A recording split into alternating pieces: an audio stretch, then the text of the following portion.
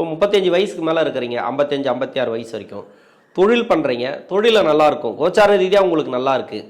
ஆனால் தொழிலில் நல்லா இல்லை, எனக்கு வந்து தொழிலில் கஷ்டத்தை கொடுக்குது, கடனை கொடுக்குது, நிம்மதி இல்லை, ஏதோ ஒன்று போயிட்டுருக்கு, என்னென்னே தெரியல, அந்த குரு தசையாக நல்லது பண்ண மாட்டேங்குது அப்படின்னாக்கா, இது வந்து உங்களுக்கு நேரடியான ஒரு அவயோகம் செய்யக்கூடிய இடத்துலேருந்து தசை பண்ணியிருந்தால் அப்படி தான்.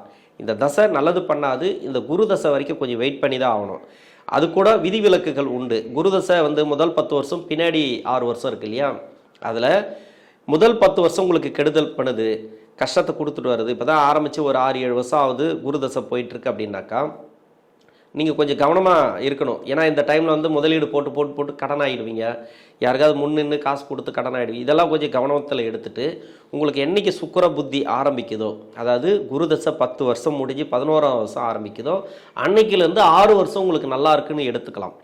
இப்போது கஷ்டப்படுறீங்கனாக்கா, ஆனால் அதில் கூட அந்த 6 வருடத்தில் கூட 7.5 சனி வந்துடும்.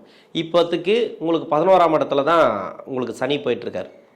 2 வருஷம் கழித்த பிறகு பார்த்தீங்கன்னாக்கா, அந்த பின்னாடி வரக்கூடிய 6 வருடம் இருக்கு இல்லையா, அதுலேயும் கஷ்டத்தை கொடுத்துரும். அந்த 7.5 சனி வரும்போது மறைமுக சுப தொடர்பில் இருந்துச்சுனாக்கா, இந்த குரு தசை நல்லது பண்ணாது, மொத்தமாக கெடுத்து விட்டுரும்.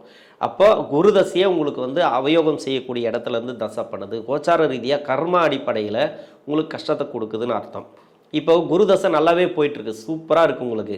முதல் 10 வருஷத்தில் இருக்கிறீங்க, வேலையில் நல்ல ஒரு வளர்ச்சி, தொழிலில் நல்ல ஒரு வளர்ச்சி, நல்லாவே போயிட்டுருக்கு, சிறப்பாக இருக்குது அப்படின்னு நீங்கள் நினச்சிட்டு இருந்தீங்கன்னாக்கா, 7.5 சனி அப்படிங்கிறது இன்னும் 2 வருஷத்தில் ஆரம்பிக்க போகுது உங்களுக்கு.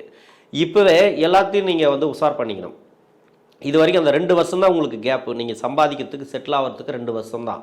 7.5 சனி ஆரம்பிச்சிச்சுனாக்கா, மறைமுக சுப தொடர்பில் இருக்கும்போது, என்னோட கணக்குப்படி நான் சொல்கிறது என்னன்னாக்கா, பின்னாடி வரக்கூடிய 6 வருடத்தில் இருக்கிறீங்க, இன்னும் வரல, 10 வருடத்தில் போயிட்டுருக்கு, நல்லாவும் போயிட்டுருக்கு, பிஸ்னஸ் நல்லா இருக்கிறவங்களுக்கு, குரு தசை நல்லது பண்ணக்கூடிய நபர்களுக்கு, நீங்கள் எந்த லக்னம் வேணால் இருக்கலாம், நீங்கள் எந்த ஒரு லக்னத்தில் எங்கே ஒரு நட்சத்திரத்தில் இருந்து கூட இந்த குரு தசை பண்ணலாம்.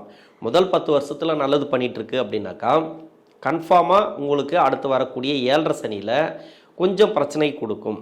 இன்னும் 2 வருஷம், அந்த 2 வருஷத்துக்கும் நீங்கள் சேஃப்டி பண்ணிக்கிறது நல்லது.